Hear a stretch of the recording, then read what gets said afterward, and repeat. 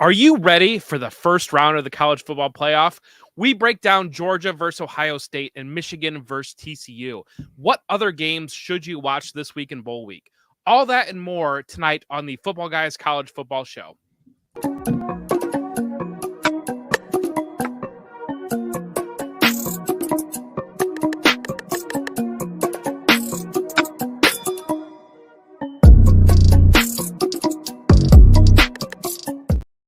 What is up? Welcome to the college football show here at Football Guys. We are, we're ready to break down this playoffs,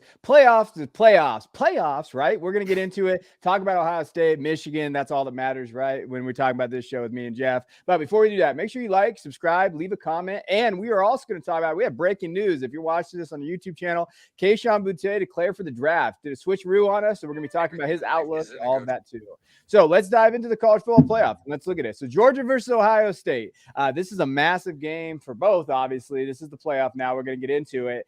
Over-under on this game is 62. Right now, Georgia's a 6.5-point favorite. They come into the game undefeated, 13-0, 7-6 against the spread. Ohio State's 11-1 with their one loss to who again, Jeff? Oh, yeah, Michigan. So 45-23. But it looks, there are some question marks about this game. There's some people talking about, Georgia being in trouble here. So I think there's a lot of narratives. There's a lot of things to talk about. CJ Stroud, can he emerge and kind of step up and be that QB1? You're looking at Marvin Harrison Jr. What is he going to be? Bowers on the other side. Can Stetson Bennett continue this magical run? Jeff, what are your big takeaways from this game? First off, it's really on CJ Stroud, and it's up to him to define his legacy with Ohio State. He has an opportunity. So he's a two-time Heisman Trophy finalist. And usually those guys are school heroes, a guy that makes it to New York twice for the finals there. But, he would go down as the most disappointing two-time Heisman finalist in Ohio State history if they're not competitive in this game. On the flip side, though, if he wins this game, if he wins the next game, he's immortalized in all time for Ohio State. And so that's really what's at stake when it comes down to, I think the biggest things at stake, Georgia's the defending champion. So to be able to go back-to-back championships, that says a lot for that program. But we already kind of know that program's at that level, and we would expect rolling forward, they're still going to be chipping away, especially as the playoff grows. They're going to get opportunities to be in there. What is at stake is defining Ryan Day's legacy with Ohio State and defining CJ Stroud's legacy with Ohio State. And that's really where the narrative lies. Yeah, I think there are a plethora of different ways that we can go with this. On the Georgia side, I think there's an interesting component where we've seen a couple of transfer wide receivers come in, and there aren't a lot of guys that I think are going to declare for the draft. So you have to wonder what kind of impact that's going to have. Now, that's a completely a narrative that not many people are talking about, but to me, that says that this coaching staff is out looking for wide receivers. What does that say about the current room? And so then is it going to be guys trying to prove themselves? Kind of, obviously they're still trying to win a championship, but there's still spots on the team next year too. And I think that the transfer portal news out of Georgia, they're the only team of the four playoff teams that have had guys coming in, which means that they have had staff going out and looking for guys. I think that's interesting because I do think that Georgia has had a lot of question marks with their wide receivers. TCU, I guess, has had a few guys come in. Michigan's number one in the transfer portal right now, bud. Like on what they got coming in. They got like starters coming in next year. Yeah, but I feel like that's mostly on the defensive side of the ball, no? Like, I don't think they have too many. And offensive line, defensive line. Yeah. But I think that there's a legitimate argument to say that Georgia's wide receivers have not been that good. Can these guys step up and play to a level that, they've been recruited to be? There are a lot of 4- and 5-star guys. And Ohio State secondary is very beatable. We kind of saw that against Michigan. These guys just haven't really learned how to play the ball yet. Can Stetson Bennett make them pay? I'm not sure. I know I've been kind of keeping up with how Ohio State has handled their media day and how their practices have gone. And that defense is fired up. And I'm very intrigued because you've got Ohio State's offense, which I think Georgia's got a very nice defense. I also think Ohio State has a pretty good recipe to beat it.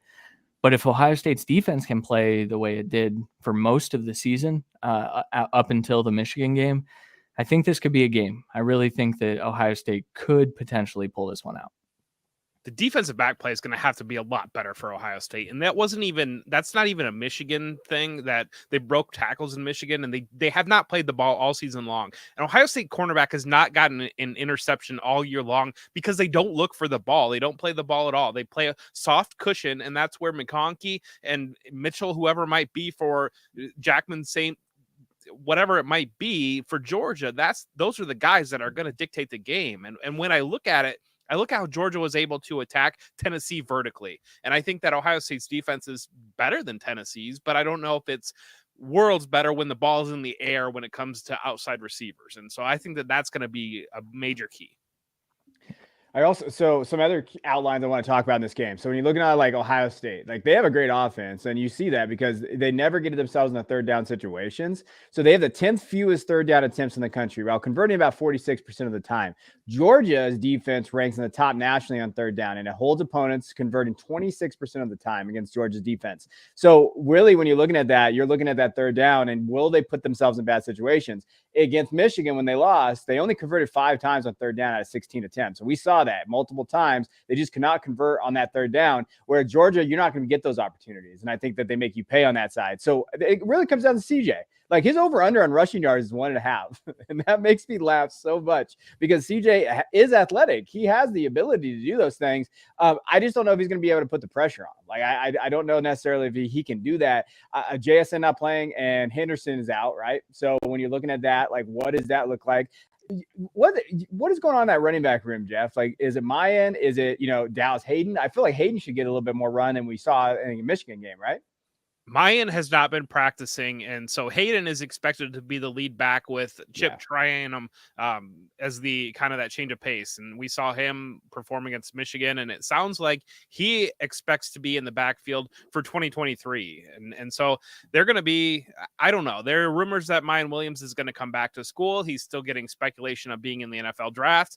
Whether direction he goes there, this could be a very loaded running back room with Trianum pushing and chipping in next year and playing on that side of the ball. I was reading yesterday that he was talking about he feels much more natural on that side of the ball compared to the transition to linebacker. And so it's going to be Hayden. It's going to be him as well. And it's really going to come down to Stroud's willingness to run. And this feels like, I don't know. I just don't have a feeling as an Ohio State fan that this team is capable of pulling this upset. And maybe I'm just being way too hard on them. But at the same time, like I flash back to 2002 Miami. They didn't have a chance in that game. They ended up winning that game because Craig Krenzel ran the ball out of nowhere and ran for nearly 80 yards, was a key component on that. I think CJ Stroud is going to have to do that against this Georgia defense. He's going to have to show that willingness that he's never shown. And they really, so flashback to 2019 Clemson, Ohio State was very tight under Ryan Day. 2020, they came back, they played him again. They just blitzed the heck out of them and they looked loose. They looked ready to go. They need that type of performance. They were pulling things out of the blue in that game. And so they need to just come out against Georgia and hang it all out. I just think Georgia is a much better football team. Quickly on the Mayan front, I did see that it wasn't injury that has kept him out this week. It sounds like he's recovered from the injury, but he's sick. So I don't know what that means. I don't know if maybe he gets sprinkled in as like a goal line back at least. Without much practice time at all over the last month, I struggle to see how they give him a lot of carries in this game.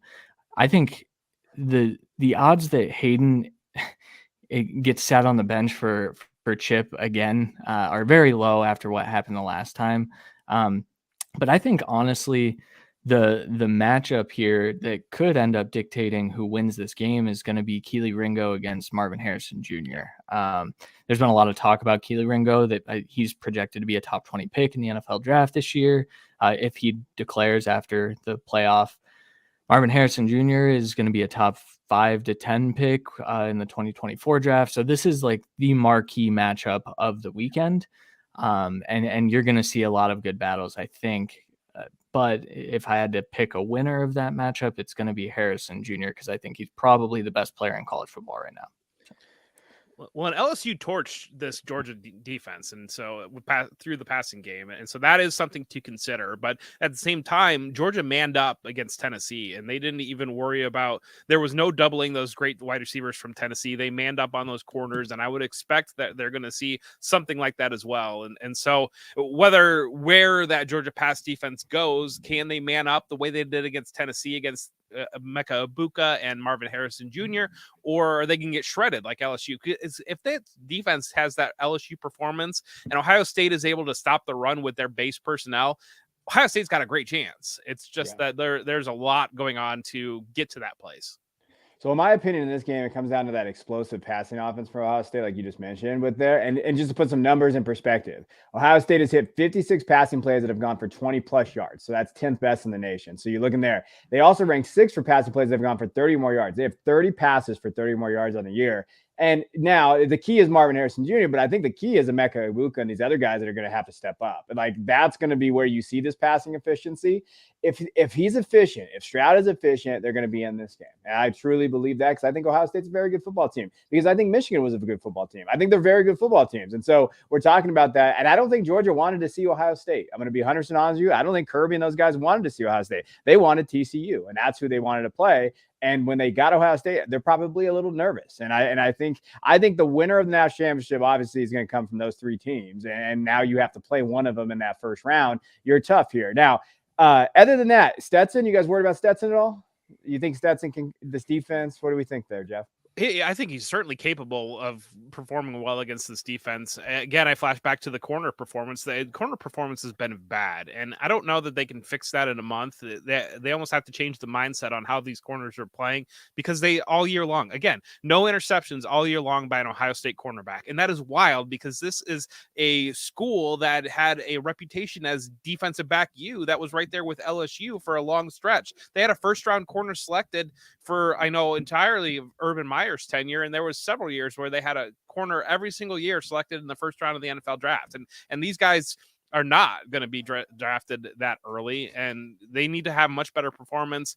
And Stetson Bennett gets joked on a lot. Stetson Bennett has shown tremendous growth and it's at me, Jeff. But well, he does. But this is a very, very experienced player, and he's shown the ability this year to attack vertically. This is no longer an offense much like last year where they were almost playing with a hand tied behind their backs and relying on that run game and relying on that defense and hoping Bennett gets them through the game. This is Stetson Bennett's team, and Stetson Bennett has performed very well, and Stetson Bennett is capable of being the best quarterback in this game. Yeah. Stetson, he's a good quarterback. I think I've come around to he's a good quarterback. I think he'll be on NFL teams as a backup, but nonetheless, I think that a lot of his production is dictated on what Brock Bowers can do, because I think that Bowers definitely drives the passing offense. If he's open, it opens things up for other guys as well.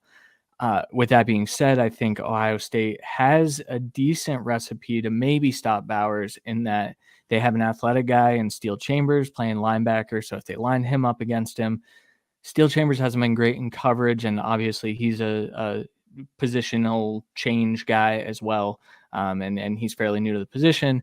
They've also got a couple of safeties that have played above what I think a lot of people expected this year. Josh Proctor has been pretty good.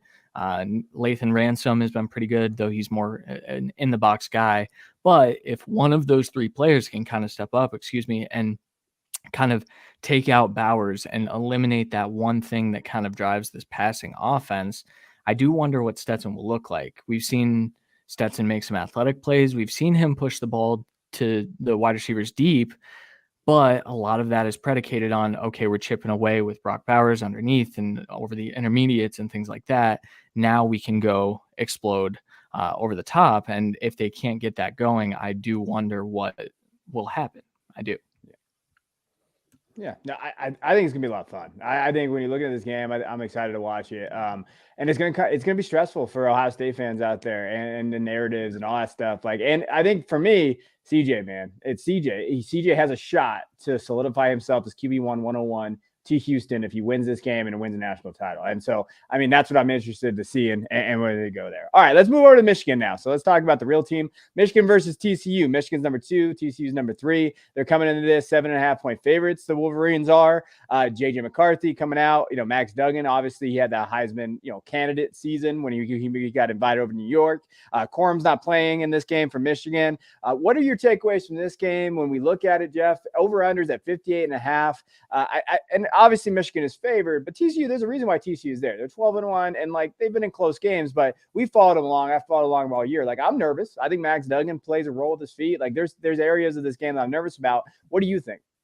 They need to get up quick because they have that ability with Quentin Johnston and with Kendre Miller. They have the ability to quick strike to get up on Michigan. That's the key in this game but the problem is we've seen a lot throughout the year that TCU starts slow. And if TCU starts slow, Michigan is like a boa constrictor where, they don't, you see some of these quick strike offenses, they are like a black mama where they're going to hit you with the venom and you're just going to be done. Michigan's a boa constrictor and they're going to grab you and they squeeze you and they just keep squeezing you. And then they wear on you. And then it goes into the second half and that's when they break you. And that's what I think that's going to bode poorly for TCU if they don't get out early, because I don't think they're going to have that ability to come back against this Michigan team, because we've not seen anybody do that this year. And Michigan just has so much confidence when it gets into that second half and moving through.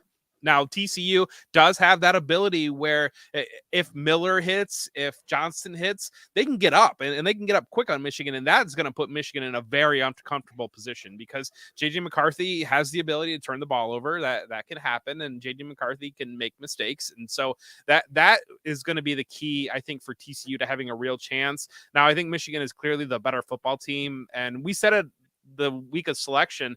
I think what the committee did is they made Georgia the number 1 team. They gave them the ideal location. They're playing in Atlanta, but then they really treated Michigan like the number 1 team in this matchup and giving them TCU. And I think that's about as fair as it could be, because I think that you're really splitting hairs to determine that Georgia is definitely better than Michigan, the way that Michigan has grown so much from last year's performance against Georgia. And so I think it's going to be an exciting game here too, as well. It's just going to be a very different game because you're going to have more of that traditional approach from Michigan, and running the football is very important to them. And playing defense is very important to them.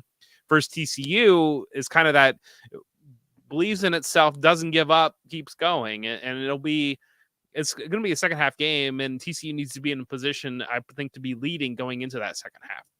Hold on, Christian. I need to correct Jeff real quick. JJ has thrown 3 interceptions this year, Jeff. All right, let's not say he's a turnover machine. All right, okay. Well, I don't know. I'm not looking at those stats. All I'm looking at, the 3 interceptions is where we're at. Like, let's slow down on the whole like JJ is a turnover machine. He had 1 bad interception against Penn State. Granted, it looked bad. But other than that, I mean, he's been pretty solid on that level. And I love that you said it's a second half game because we are a second half team. I mean, Michigan is a second half team. Christian, what do you think? Yeah, well, first I'll defend Jeff here. Last year, JJ McCarthy fumbled every time he touched the ball, okay, so I think that's just stuck in everyone's heads. We are in 2022 now. Like, we are moving almost 2023. To be fair. No, I think while TCU has the recipe to jump on Michigan early, it's something they just didn't do this year. For whatever reason, they fell behind often early to teams that they were worse than. Now, the other piece of that is I think that they play up or down to their competition. I think Michigan tends to play up. I don't necessarily think they play down. I think they just... I just think they were an inconsistent team, whereas I think TCU should have controlled almost every game they played this year. Now, with that being said, I think that if Kendre Miller can get going on the ground, because I think Michigan's secondary is going to be problematic for TCU's receivers. Despite having Quentin Johnston, everyone seems to be healthy.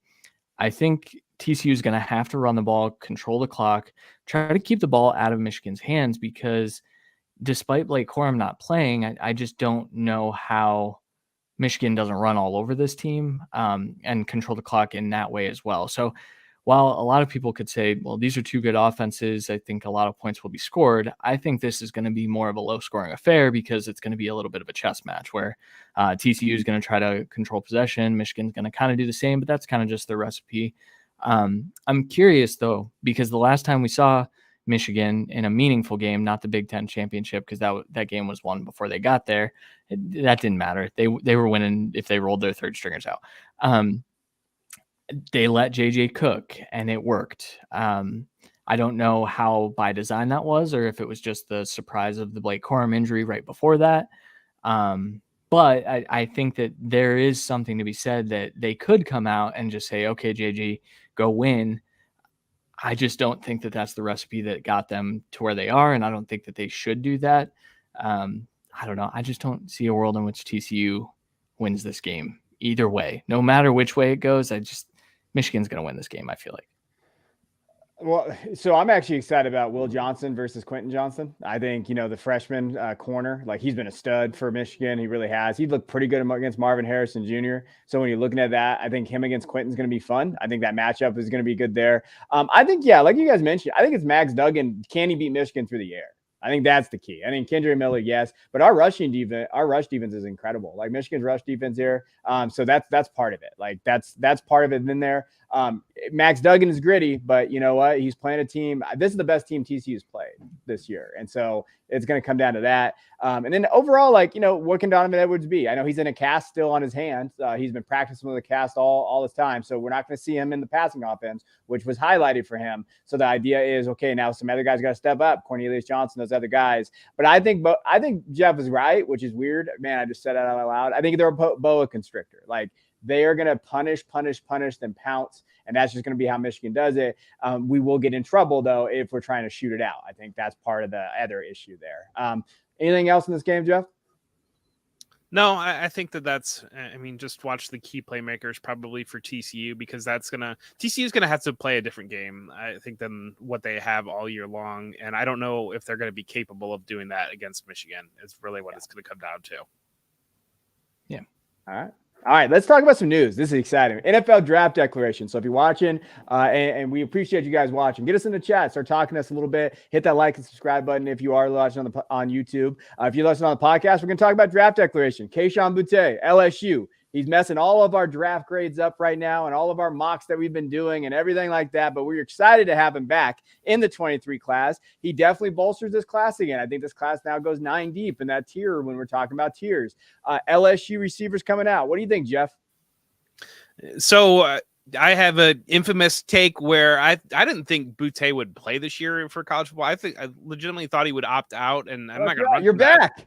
We're back. Yep, you're doing it. Yes, I love it. Well, no, I'm not going to run for that. I said that because he had the injury. The injury was really weird. The offseason, there was news about that. And then even week one with it seeing, he deleted all the LSU stuff off of his social media following that game. He wasn't involved in that attack. And, I think he lost himself a lot of money by playing this year in college football. And yeah, you can make some of that back potentially for testing. But, if he had done what I said, he was thought of as the number one wide receiver coming into this class. Had he just opted out, gone out there and tested well in the combine, he would probably be the number one player picked. But he's really rehabbing. And I think that they must have heard something better than maybe he initially heard, because I don't know that, or he's just afraid to play with Jaden Daniels again and worried that his stock's just not going to get any better if he does come back, and with Malik Neighbors there as well, kind of overshadowing him. So he's just going to go right now. But he's a very, very talented, very capable receiver. He's not Jamar Chase, but he's still kind of in that LSU, that strong receiver mold, capable of doing those types of things. And so I do think he's still got a chance to be the first receiver selected, largely because I think there's questions around everybody. There's questions about Jackson Smith and Jigba's ability to play outside. He had the injury that cost all this year. I think there's questions about if Quentin Johnston is really just kind of an X and limited on, can you develop him into a slot? Can you move him through formation? Or is he kind of just tethered to the outside there? And Boutte, I think, is that type of guy that he probably, you feel better about him more than anybody in this class, and his ability to win outside and win from the slot at the NFL level. And so that's what he's bringing into this class. What do you think, Christian? Yeah, I struggle with Boutte, just simply because the offseason was weird, and then the production has not been there. Really, I mean, ever. I will say he had an early breakout. He was fine his freshman year, but we haven't seen any growth. Now, I'll throw this out there too.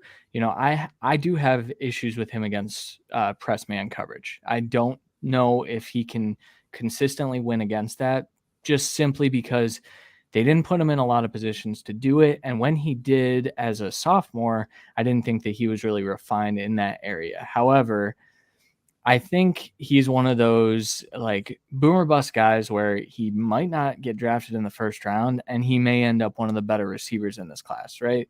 I think of, T. Higgins, who fell for various reasons. I think of, Michael Pittman fell to the second round as well, even though it was the first pick in the second round. But they're receivers that kind of fall in the draft and then end up kind of the studs. I think we could see that because overall it is a weak class. And I do think that his inclusion is boosting what the class is, but I don't know that I'm ready to put him in that like first tier, quite like you mentioned, Kevin, and that like front nine. I don't think that I'm there because even this process here where I'm going back and I'm going to win a championship, and then a transfer comes in, and then Jaden Daniels goes back, and then he decides, maybe I don't want to play in this bowl game and hurt myself. And that came before the declaration. I don't know. I do think that there's some research that needs to be done. He's in my top 5 wide receivers. I know that for sure. But I don't know. I still have questions. I think I'd like to see him test and be sure that he's an elite athlete before I make crazy takes. Okay, yeah. It's weird because you were you were a Boutte guy, right, Christian? Like you came in, previously in the beginning of the season, like we talked about him and JSN. You and me had these conversations about this a few times. Yes, and so he was my one, but that was with the assumption that he was going to develop and take that next step, and he just never did. He never hit the dominator. He never kind of put that production. We haven't seen that all the way through. But This is a kid that it did have 308 yards in a game, like an SEC broke a record there. Like we've seen him do this type of things. But to your point, I think decision-making and maturity is an issue. And I think with what we've seen from this, and I know we said, and I like Boutte, but I think that there's question marks about off the field stuff that is definitely affecting his on-field performance this year. I mean, I know he had a baby this year. He had a lot of stuff going on there. I would not want to play for Kelly. I think Kelly is one of the biggest dickheads in college football. Sorry, Joe. But I think he is. Like when you're just watching him as a coach, saying all the production, all those things. Like, so I understand that. Man, but it comes back to me with his size, athleticism, and everything there. Like, and his injury that happened. Like, we don't even know what it is yet. Like, we still don't know, and we'll probably know in the draft process. But what was it? Like, but when he gets the ball in his hands, he could be special. We saw that in that last game against Georgia. Like, he had that big play, and we like, oh my God. Kayshawn, this is him. So it could come down to it. But I do think, so talking about tiers, I would put him at the 109. Like, I'm not putting him ahead of those guys. I would just say based on upside and production there, like, because I don't see anybody, doing a mock draft today thinking about where those guys are going. Like, I don't see anybody that I'd be comfortable after 109 maybe putting ahead of him based on capital. Maybe like Josh Downs is probably around there, right? Like, we're thinking of some guys that are in that area. Just based on ceiling is where I would have Boutte based on those tier breaks. Zay Flowers or Kayshawn? I know you're a Zay guy. Oh, you stop. I'm going to go Kayshawn there. Okay. But I did see, Zay's getting second round draft capital. And let's say he went to the Cowboys. I've seen Zay in 2 first round mocks this week. Yeah, exactly. Before Boutte declared. But we see what Zay is, right? But Zay has a safer floor, probably, like just considering what he's going to be with the NFL, projection out of the slot, yak ability when we're looking at like catch point, gets up 50-50 balls, and we've seen him produce. Like he's produced better than Boutte has in college. Mm-hmm. Spreadsheets are going to love Zay a little bit, maybe not the age, but they're going to love everything else about him. Jeff, any final thoughts on Boutte? No, I think you guys wrapped it up pretty well. And yeah, you didn't see the production. You didn't see the step forward that you wanted to see. And that really kind of personifies this entire class, that you didn't really see what you wanted to see. Yeah. And people are so defensive that, well, you always say the next class is better, and why is that? And 2023 was supposed to be the extra special class. And if you didn't follow college football, and if you didn't follow college football and you're watching the show, thank you so much. I'm happy to have you here. But if you didn't follow college football, everybody really outside of Bijan Robinson just kind of had a disappointing year and just didn't show that growth that you wanted to see out of them. And maybe Jordan Addison might be the lone exception there, but I think that there's some questions and concerns on his physicality translating early to the NFL level. And I would caution everybody listening and doing these things. I would caution following people that have definitive answers on these receivers, because there is no definitive answers for any one of these guys based on their college production and profile from what we've seen. Like, there's just not. Addison, small, athleticism, long speed, issues there. He didn't really produce at USC like he did at Pittsburgh because he wasn't getting the target share. Why didn't he earn those targets? Questions, right? So just bringing up questions. Kayshawn talked about all those. JSN, haven't seen him play this year. And there's questions about whether he can play on the outside. Quentin, he struggles catching the football at times, which as a predicate of being a receiver, that is not something to be Zay, he's an older prospect, smaller guy. Joshua Downs, kind of the same profile as Zay, just a younger, earlier declare. When we're going through these guys, Rashee Rice, 5-year player, Jalen Hyatt, 1-year standout, and that's it. Just long speed is there. Cedric Tillman been injured. I can keep going through all these receivers. There is not one definitive guy I can think of is oh yeah, that's my guy. So when we're going through this process, what you got to do is you're going to have to look at translatable traits, but I think you stick to your guns too. Don't let people come off of your guns and say, hey, this is my guy I'm going into the draft for. Be very careful with this, because I think I have literally seen today, and just in social media and draft and all that stuff, 4 different wide receiver ones. Already people talking about 4 different wide receiver ones here. So stick with us at Football Guys. We're going to work you guys through this, because we've been watching these guys for 3 or 4 years, but we're going to give you the definitive answers on this stuff when we're talking about these things going forward with our content. Now, next guy, Bijan. 101, Jeff, easy? Yeah, easily. And yeah, I think but I do, it's kind of one of those things where if you just had an injury plagued year and your team is ready to contend, and starting him into that lineup is one thing.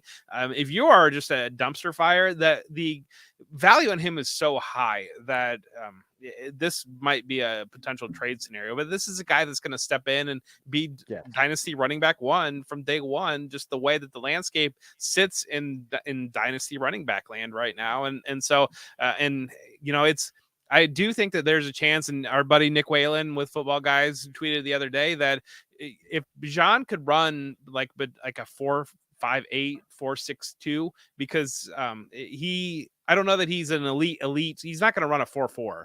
And I think that there might be people are going to freak out about that, because I think that people think that he is just this Bo Jackson 2.0 because there's been so much hype around him. He's a special, skilled, and refined athlete, and that's what he brings to the position. He's able to catch the ball downfield vertically. He's a natural runner. I think that Edgerrin James, my brother-in-law Ben Noble, threw that out there on Twitter the other day.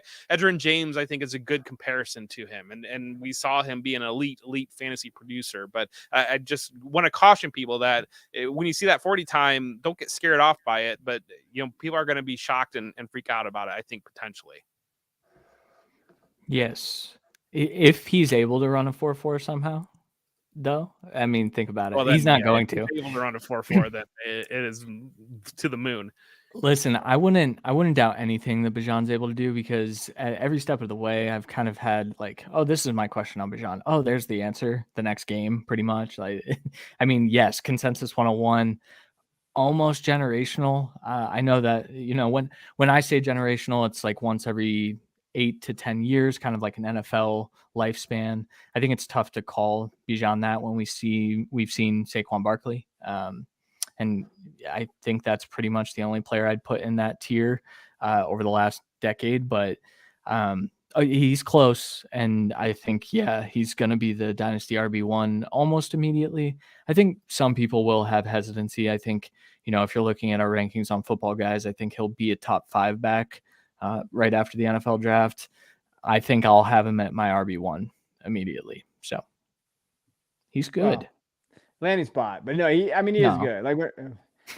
I Well, don't care about that. it depends on where he gets it to. Like I saw a mock where he went to the Ravens. I mean, that's like if you talk about usage and those type of things. Like no, but you guys are right. I think Bijan's there. He's exciting to watch. He's really fun to watch. And I'm glad you brought up Barkley though. That's a real thing. Like Barkley was a better prospect overall. Like just looking at the metrics than Bijan when you're going through there. All right, so those are our two guys. We got Kayshawn and then we got Bijan there. All right, let's go some other bulls. So let's look at other bulls and kind of break down those real quick. What is this bull? What is this bull?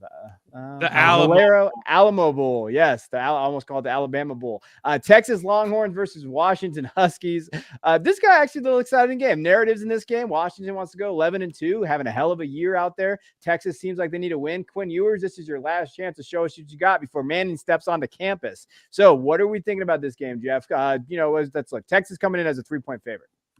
Yeah, it surprises me that Texas is favored only because they relied so heavily on the run game as the season went out, and both Bijan Robinson and Roschon Johnson have opted out of this game. I was kind of hoping that Johnson would play and kind of give us that opportunity to see him as a lead back, because obviously he was behind Bijan Robinson his entire career at Texas, but that's not going to happen. So Michael Penix Jr., I think, throws one of the prettiest deep balls in college football, and this is going to be fun to watch Washington. Washington's a very good football team. And I think that Texas is going to come in kind of as the hype being Texas. But really, it's going to be the Quinn Ewers show. And can Quinn Ewers develop and show that, has this month off helped him reset his mind? Is this going to be the elite guy that we thought we were getting when he was coming out of high school? Or is this just the next in line of a hype guy that really just kind of disappoints when he reaches the college level? And we haven't seen Xavier Worthy hasn't had the type of year that you kind of expected. And is this an opportunity for him to step forward? But it does kind of seem like the Pac-12 is going to be interesting because they have so much experience coming back, and Washington's going to be one of those top teams.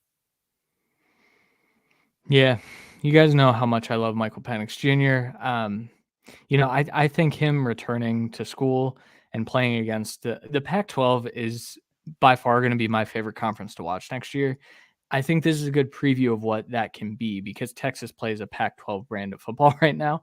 On the other side of things, though, I do think this has to be the Quinn Ewers is getting things right, and this is a step forward in a direction that makes sense because he's got a lot of pressure with Arch Manning coming in. We kind of talked about that either last week or the week before, but Ewers has to play well, and I think that there's really no excuse at this point. Washington's defense is beatable. Washington's defense is good, but a player of Ewers' caliber to be able to beat them. So I just think this is going to be a high-scoring, fun football game.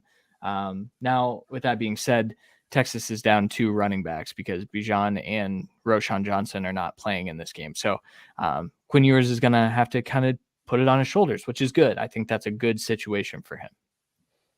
Yeah, a couple things about that. I'm glad you brought that with the running backs. They really like Jonathan Brooks. He's a sophomore on that team, and they really want to see what he can do in that offense. And I think Jadon Blue's got to get out there, right? Jaden Blue, but people were drafting him really high, and then he came in really light, 190.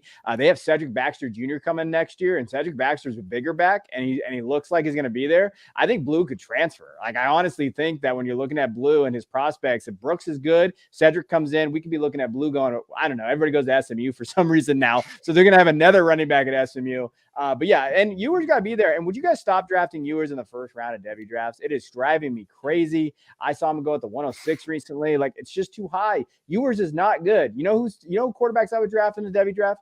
Drake May and Caleb Williams. Those are the only two guys that I would feel comfortable. And even May, you still saw quarterback struggle. Like, Ewers got to hit this because he's going to have so much pressure if he loses to Washington heading into it. Manning is an early enrollee. He's going to be there in January. He's going to be ready to roll. So I think those are the question marks that you have there. Next game, the Orange Bowl. Hey, look at this. Clemson versus Tennessee. This is a real Orange Bowl. It's got all kinds of orange in it. Somehow one of these teams is going to make a bad choice in the uniforms, though. When you're looking at this game overall, Clemson's 4.5-point favorites. Hendon Hooker's not playing, obviously with the injury. DJU is not playing because he transferred. Now, so we have Cade Klubnik. I think that's the storyline. Cade Klubnik coming in. What is he going to look like moving forward? Hyatt's not in there. A lot of opt-outs in this game. What do you see here, Jeff? Yeah, I do feel bad for Tennessee because they were really one of the stories of college football for 90% of the regular season, and then just things kind of fell apart right there at the end. And not having Hendon Hooker, not having Jalen High, those types of things are going to be a big deal against a very strong Clemson defense. And so Cade Klubnik coming in and being the starter from day one, from snap one in this game, I think that's going to really boost the confidence level of Clemson. We saw how they performed as the season went on and when he got inserted, and really that dominant performance against UNC in the ACC title game was back to thinking that, this is the Clemson that you come to expect and see. And so I do think this is going to be a very difficult game for Tennessee. I'll be pulling for Tennessee, and we've got here at Football Guys, we got roots in that area, and we care about that team. But I do think that Clemson is a difficult matchup for them just because of the injuries and where that team sits right now. Clemson's going to wear purple, aren't they? Yeah, they are. They're going to. They're going to ruin it. Yeah, for sure. No, I think the story here is Cade Klubnik's parents. They had their flight canceled and they're driving 20 hours cross country to see their son's first start. I think that's kind of cool and worth a mention. I think this is a glimpse into the future of Clemson too. I think we've seen good things from Klubnik. I think we've also seen really bad things from Klubnik. And so I think this is going to be a good opportunity to start off his starting career on the right foot, because Tennessee does not have a defense that should bother Clemson too much. And on the other side of things, I think we're going to learn if Joe Milton can kind of be that bridge quarterback next year. I don't think so. I think they should maybe hit up the transfer portal. A lot of guys still out there, Tennessee, maybe go snag one. But it's interesting. I think it'll be a good game, fun to watch at least. I think it can be fun. I do think that, for Clemson, just real Klubnik, this is obviously his game.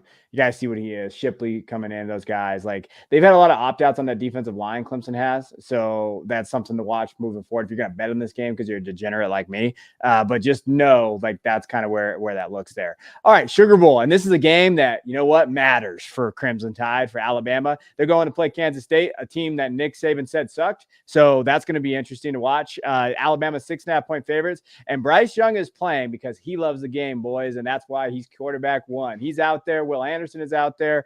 I think with those guys out there, it makes it very hard to, like, I don't know. It makes it hard to pick Kansas State in this game, but we'll talk about the numbers, everything there.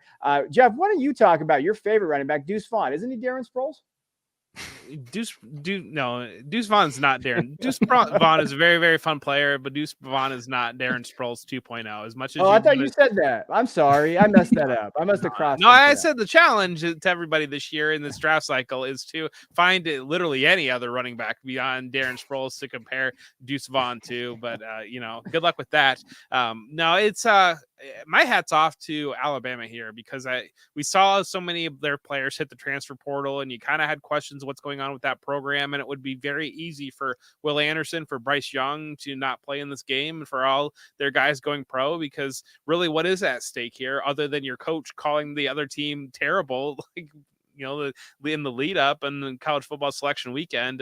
And so that's, I'm sure, is going to give Kansas State plenty of motivation coming into this game. And it's really going to come down to, I just think Will Anderson, we came into the season expecting him to be a game wrecker, and I don't know that we really got the year that we expected out of him, but I'm sure that he's heard that from people as well. And so I think that this is a prime opportunity for him to just blow this game up. And I think that Alabama is going to go out on a high note. I would have to imagine with Bryce Young and with that Will Anderson, they're not where they expected to be. They came back to this year with the expectation that they would be the top team after losing in the national title game to Georgia. They didn't end up there, but it's good to see. And as so many players are opting out of bowls, like these two guys could both be top 5 picks in the NFL draft, and the way they're ending their careers, you love to see that. All right, so you did it with Bijan a little bit, Jeff. You speculated what would happen if he didn't declare. So I'm going to say something that's either going to age like milk or it's going to age like wine. I think Bryce Young's going back to school. I think to be honest with you, I think Will Anderson is going to declare. I think you're right. I think he wants to put one more piece of film out there. I think Bryce Young, I said it after they lost to LSU, I think, when he was walking off the field, I said, that looks like a player that is not super content with how this season went, to the point that he wants to come back and win a championship and have that be his last, thought, how people think of him. I can see a world in which the NFL is kind of fading Bryce. He's already heard that, and he's tiny.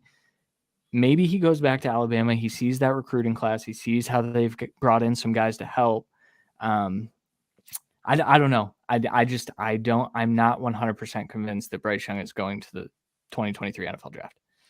Well, and I think the other thing to consider too is even if he is going to the draft, we know CJ Stroud's playing again. And despite everything that's out there about Will Levis, CJ Stroud and Bryce Young are the top 2 quarterbacks in this draft class. And so Bryce Young knows CJ Stroud's got an opportunity against Georgia, and that is a prime opportunity to help CJ Stroud's draft stock. And so this could be a situation where Bryce Young just simply doesn't want CJ Stroud to have the last word before they're walking off the field and heading into the draft cycle as well. But I agree, I wouldn't be shocked. And it feels like you get that feeling a little bit there where, maybe it's this setting up for a Nick Saban last hurrah. Maybe Bryce Young knows that. Maybe they've had that conversation, like, let's ride out in the sunset together and let's go out and win another national championship for this school. And with NIL, Bryce Young can certainly be incentivized to stay in school. And I love that call from you. I think that's good.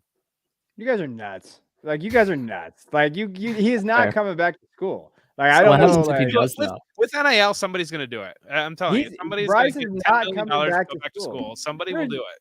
He's a top 10 pick. There's no way he's coming back to school. Is he though? Don't you damn dare besmirch the name of Bryce Young on this podcast. He should be the first pick overall, but Justin Fields was a top 2 pick, and then he wasn't. And we were talking about if he was going to fall outside of the top 20 during that draft. Like, do the Jets have a top 5 pick?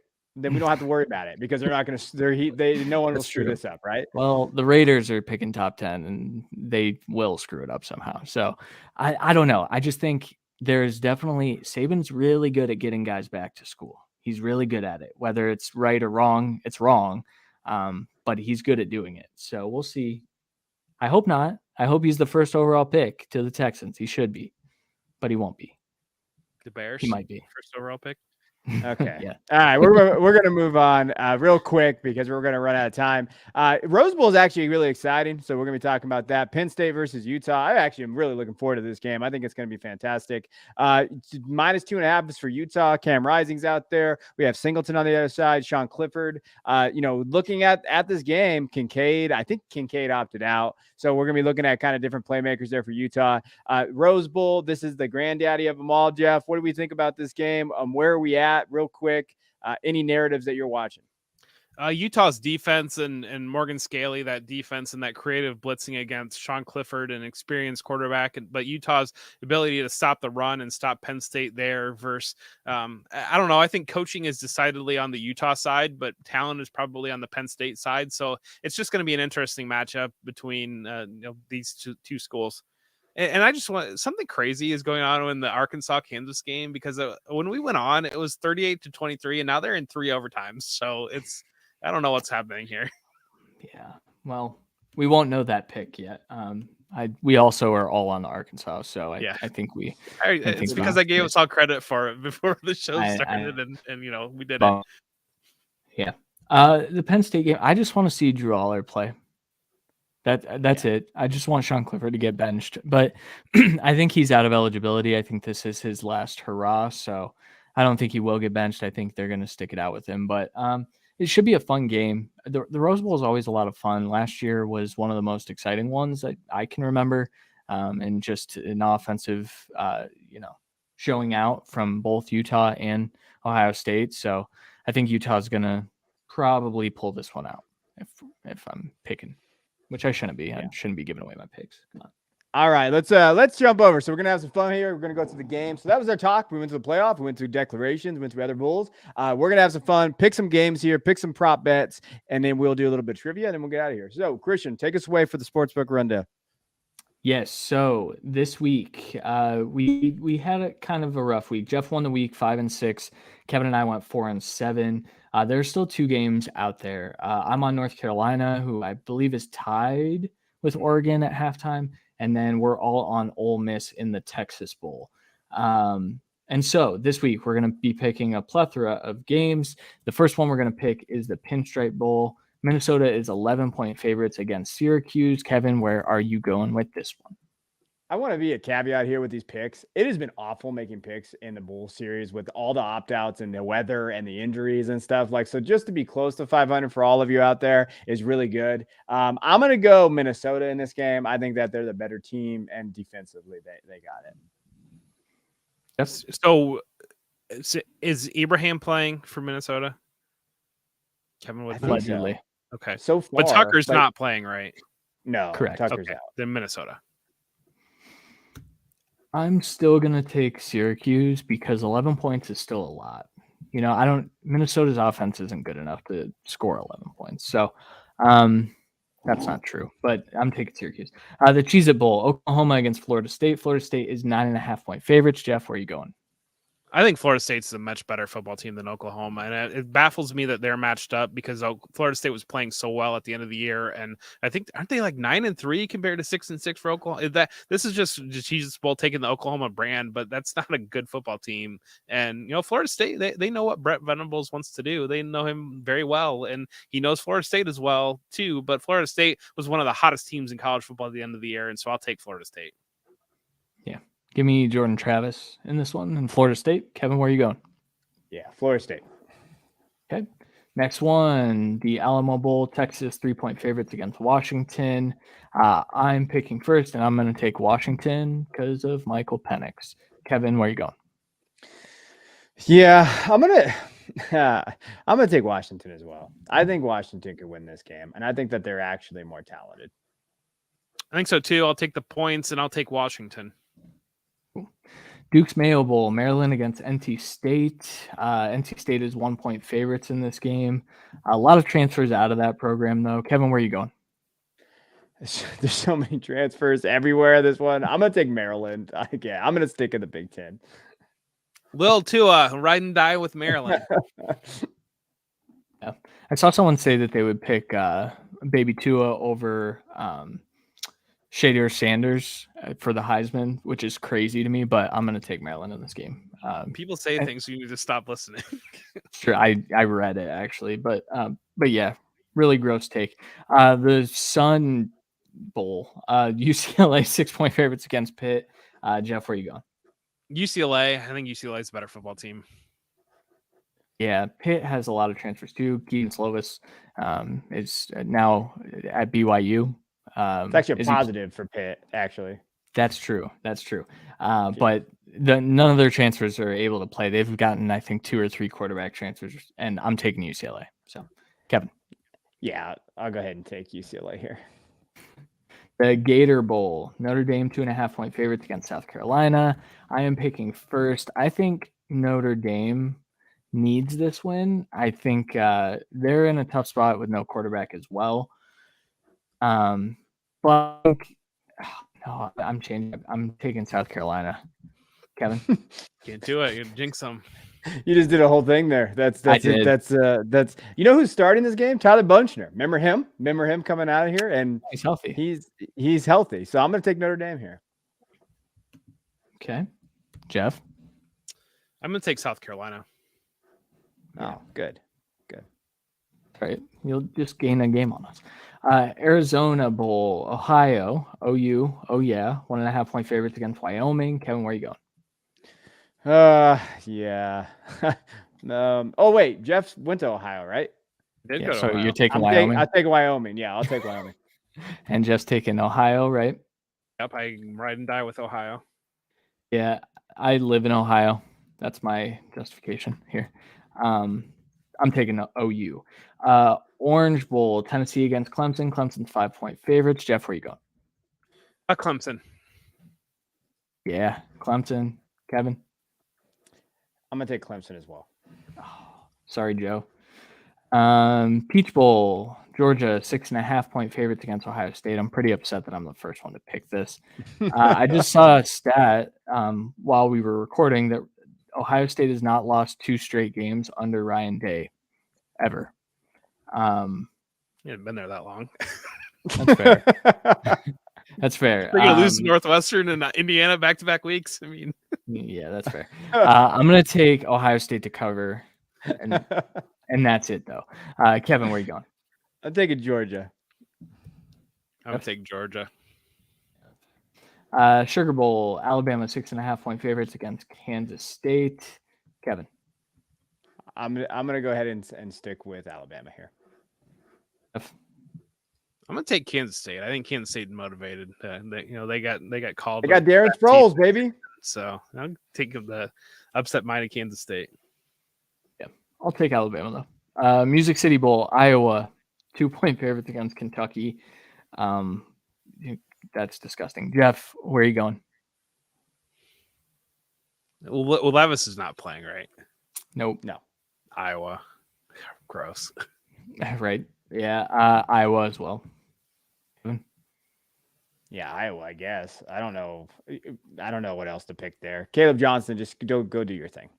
This is an example of what they've done to bowl season because this sucks. Gonna be but there's only 4 games on Saturday, and like, what are they doing? Like, why do they have 4 games like on these days coming up, and then have 4 games, and one of this game's on Saturday? I don't know.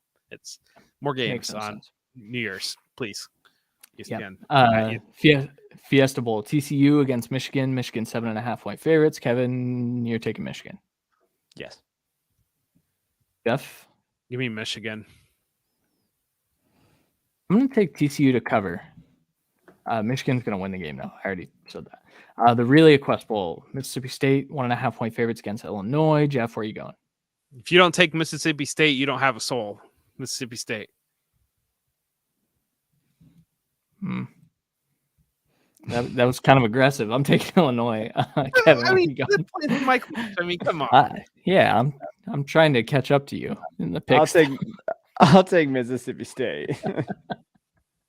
Yeah, that's all right. The Cotton Bowl, Tulane against USC. USC is now 2.5-point favorites. This line has moved quite a bit. Jordan Addison is not playing in this game. Jeff, where are you going? It's not my turn to go first. It's your turn to go first. That's true. Well, I didn't type this in here. I'm gonna take. I don't know if Caleb Williams is playing, so I don't know right now. Technically, yes. Okay, I'll take USC. Kevin, I'm gonna take USC based on that. Caleb's playing. Yeah. USC, make it a sweep. But Tulane wants to win this game. I'm telling you right now, Tulane's gonna come to play. So USC better show the hell up. Yeah, for sure. The Citrus Bowl, LSU 15-point favorites against Purdue. Keishon Boutte not playing.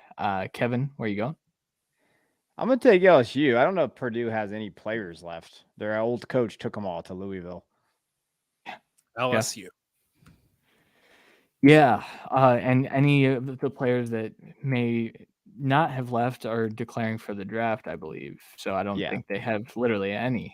So I'm taking LSU as well. Rose Bowl, Penn State against Utah. Utah's 2-point favorites. Jeff, where you going? Utah. Me too. Kevin? Give me the Nittany Lions. I will not betray my Big Ten brethren. Fair. That was a lot of picks. That will do it. Yeah, that will do it for that. We only, after this week, we only have 2 more games, and one of them is a weird game, and one of them is the national championship. I cannot wait to pick WNBA. All right, let's go over to Prospect Poker and get into the rules of the game. They're pretty simple here. We're going to toss 3 cards in the river, and each holds 2. Over under. Right now, what we have, Jeff's at 19 and 14. He's kind of crushing this. I'm not in the red anymore. I'm 18 and 17. Christian 16, 17 and 1. So what is your over, Christian, on the props that you like for this week? My over is Michael Penix Jr. over 310.5 passing yards. I just think that the Washington passing attack is going to be able to get it done. All right, so we've got a 2 of hearts, we've got an ace of spades, and we have an 8 of diamonds, and then we have a 9 of clubs for Christian. My over is going to be Jonathan Brooks, Texas running back. We talked about the opt-outs with Texas. They need to rely on that run game. We'll go over 75.5 rushing yards for Jonathan Brooks from Texas. And I got a jack of spades. Yeah, I'm going to break my rule and not pick a Michigan prop, and I'm going to pick a Michigan prop and go J.J. McCarthy over 205 yards passing. I think he's going to get that just based on predicated on the game script, and 205 is not much. A couple of big plays there. So give me the over for J.J.'s passing yards. a 2 of clubs. So Kevin's got a pair of 2s right now.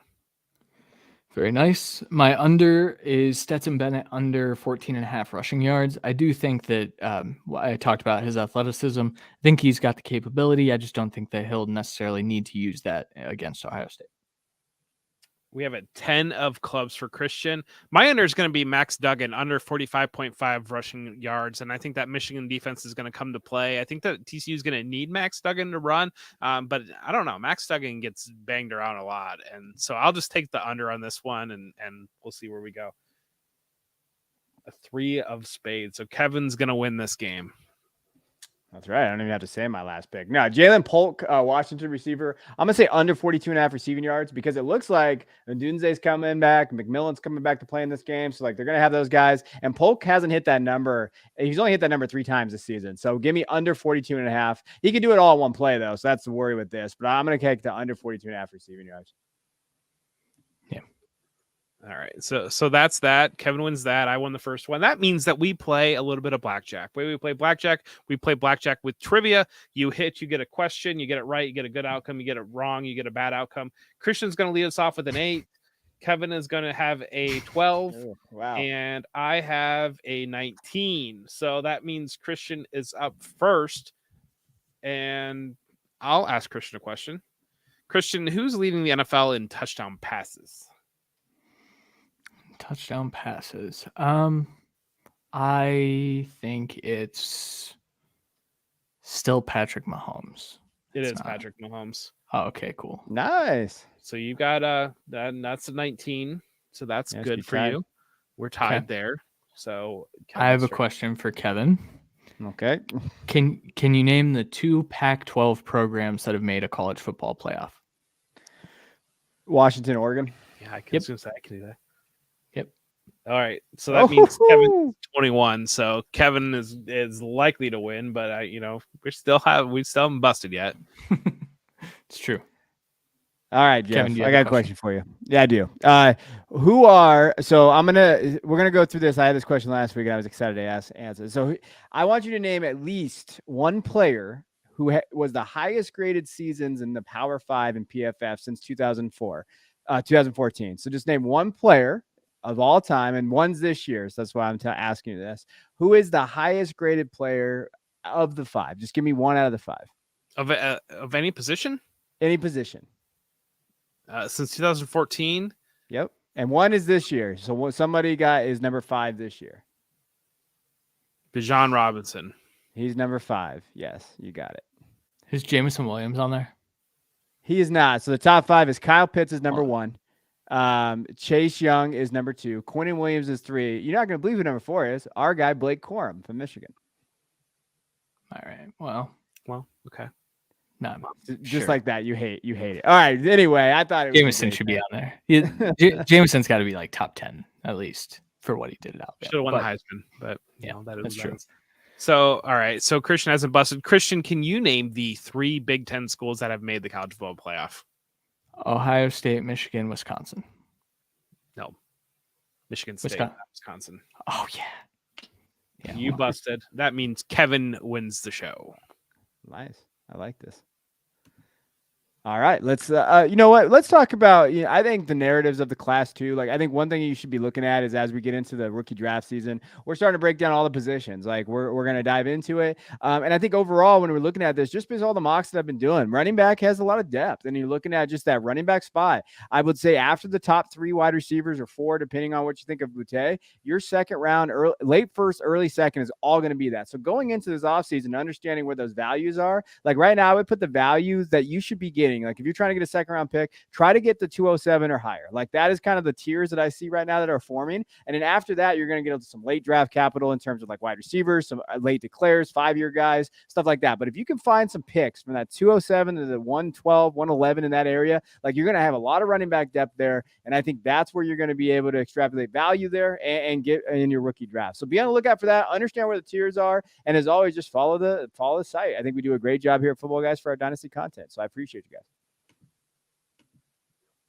All right. Next week, we're going to find out. Me and Jeff are going to kill each other because we're going to find out if it's Michigan, Ohio State for the national title or what does it look like. If that happens, I don't know if we're going to make it out alive, but we'll be back on January 4th, 9 p.m. Eastern, live on this channel. We appreciate you guys. I'm Kevin Coleman. I'm Jeff Bell. And I'm Christian Williams, and you just watched the Football Guys College Football Show.